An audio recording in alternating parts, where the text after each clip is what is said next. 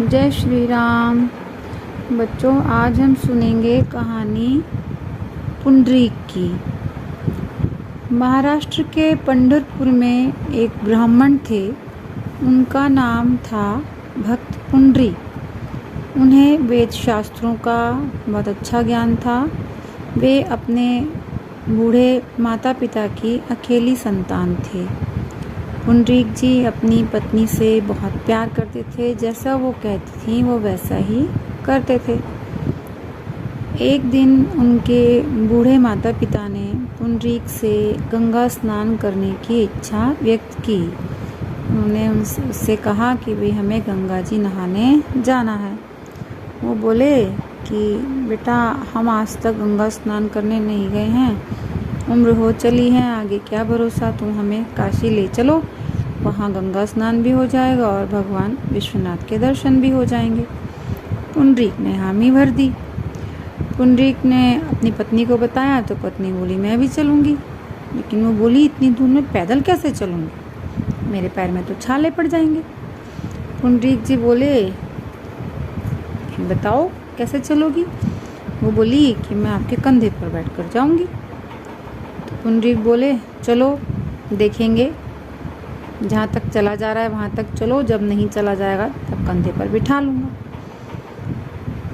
चलते चलते जब वो थक गए, पत्नी भी थक गई, माता पिता भी थक गए, तो पत्नी तो बैठ गई कंधे पर, चढ़ गई कंधे पर कि मैं तो कंधे पर चढ़ के जाऊँगी।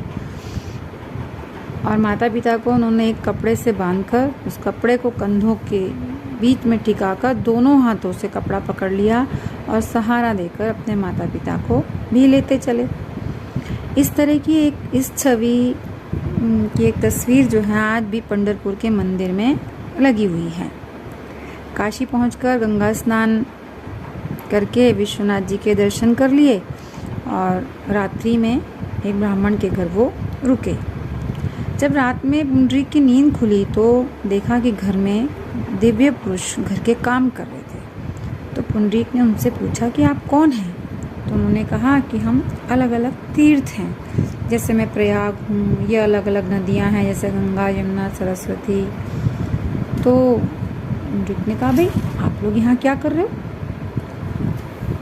तो वो बोले कि हम यहाँ पर इस घर में जो ब्राह्मण है, इसका ये घर है, वह अपने माता पिता की बहुत सेवा करते हैं, भगवत भाव से करते हैं, भगवान की तरह उन्हें पूजते हैं। तो इनकी सेवा का पुण्य इतना ही है कि इनके घर में हम भी थोड़ी सी सेवा कर लें और जो हमारे पाप हैं वो भी नष्ट हो जाते हैं अगर हम इनके घर में आकर सेवा कर लेते हैं। नदियों में लोग स्नान करने आते हैं, अपने पाप छोड़ जाते हैं, उन पापों से मुक्त होने के लिए हम यहाँ आ जाते हैं। तीर्थराज प्रयाग जो थे वो उनकी बात का पुंडरीक के ऊपर इतना असर हुआ कि उन्होंने भी प्रण कर लिया, प्रतिज्ञा कर ली कि वो भी दिन रात अपने माता पिता की सेवा करेंगे। और उन्होंने उसी पल से उनकी सेवा करनी शुरू कर दी। जब तीर्थ यात्रा की वापसी हुई, जब वो वापस घर को चले तो उन्होंने अपनी पत्नी को कंधे पर नहीं बिठाया, उन्होंने अपने माता पिता को कंधे पर बिठाया और पत्नी से कहा कि तुम पैदल चलो। पुंडरीक माता पिता को लक्ष्मी नारायण जी का स्वरूप मानकर उनकी पूजा करने लगे। एक दिन भगवान श्री नारायण की अपने भक्त से मिलने की इच्छा हुई तो वो चले वहाँ अपने भक्त के पास कि मिलकर आते हैं। साथ में लक्ष्मी जी भी गई उनके। अब दोनों श्री नारायण लक्ष्मी जी भक्त के घर पहुँच गए।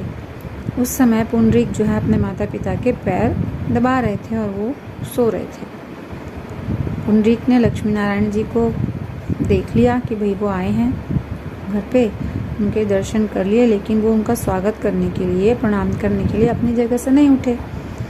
लक्ष्मी जी नाराज होने लगे कि बताओ कैसा भक्त है, उठा भी नहीं। तो नारायण जी ने पुंडरीक को थोड़ा इशारा कर दिया कि देखो ये नाराज हो रही हैं। तो पुंडरीक ने क्या करा, एक ईंट उनकी तरफ उठाकर डाल दी कि आप इसके ऊपर खड़े हो जाओ। अब जब पुंडरीक के माता पिता सो गए तो वो उठे पुंडरीक और उन्होंने लक्ष्मी नारायण को प्रणाम किया और बोले कि मेरे माता पिता की सेवा करने के कारण प्रसन्न होकर ही तो आप मुझे दर्शन देने आए हैं। यदि मैं उनकी सेवा करना छोड़ देता तो आप अंतर्ध्यान हो जाते और चले जाते यहाँ से। तो लक्ष्मी जी को समझ में आ गई ये बात कि भाई ये उठकर क्यों नहीं आए थे। फिर उनकी नाराज़गी ख़त्म हो गई। भगवान पुंडरीक की बात से जो बहुत प्रसन्न हुए, बोले उनसे भगवान कि भाई मांगो, तुम क्या मांगते हो। पुंडरीक जी बोले कि आप माता पिता की सेवा करने वालों पर प्रसन्न रहते हैं, इसलिए आपने मुझे दर्शन दिए हैं।